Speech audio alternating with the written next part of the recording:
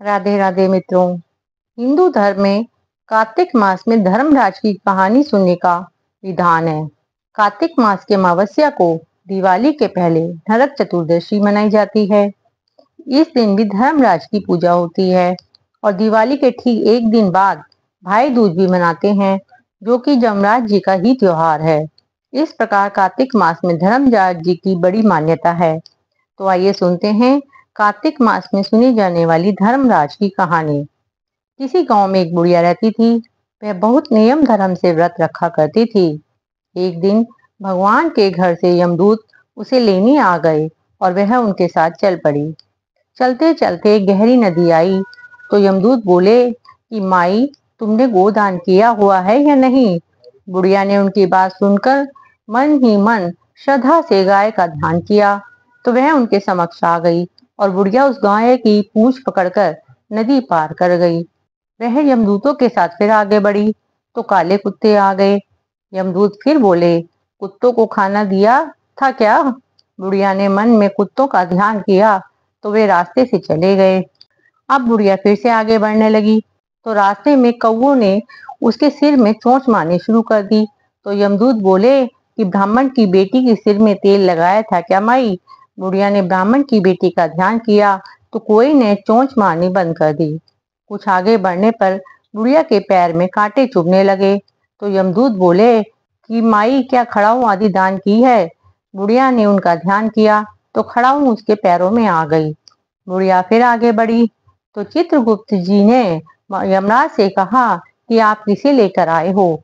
यमराज जी बोले कि बुढ़िया ने दान पुण्य तो बहुत किए हैं, लेकिन धर्मराज जी का कुछ भी नहीं किया, इसलिए आगे के द्वार इसके लिए बंद है। सारी बात सुनने के बाद बुढ़िया बोली कि आप मुझे सिर्फ 7 दिन के लिए वापस धरती पर भेज दो। मैं धर्मराज जी का व्रत और उद्यापन करके वापस आ जाऊंगी। बुढ़िया माई वापस धरती पर अपने गांव आ गई और गांव वालों ने उसे भूतनी समझकर अपने दरवाजे बंद कर दिए। जब वह अपने घर गई तो उसके बहू बेटे भी दरवाजे बंद करके बैठ गए। बुढ़िया ने कहा कि मैं भूतनी नहीं हूँ, मैं तो धर्मराज की आज्ञा से वापस धरती पर 7 दिन के लिए आई हूँ। इन 7 दिनों में मैं धर्मराज जी का व्रत और उद्यापन करूंगी, जिससे मुझे परलोक में जगह मिलेगी। बुढ़िया की बातों से आश्वस्त होकर बहू बेटे उसके लिए पूजा की सारी सामग्री एकत्रित करते हैं। लेकिन जब बुढ़िया कहानी कहती है तो बहू और बेटा हुंकारा नहीं भरते, मगर पड़ोसन जो पास में ही बैठी थी वह हुंकारा भरती है। 7 दिन की पूजा व्रत और उद्यापन के बाद धर्मराज जी बुढ़िया को लेने के लिए विमान भेजते हैं।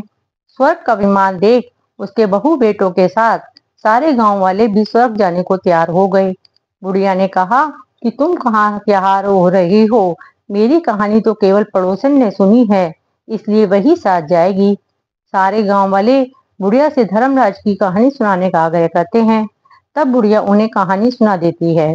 कहानी सुनने के बाद सारे गांव के लोग विमान में बैठकर स्वर्ग जाते हैं। तो धर्मराज जी कहते हैं, मैंने तो विमान केवल बुढ़िया को लाने के लिए भेजा था।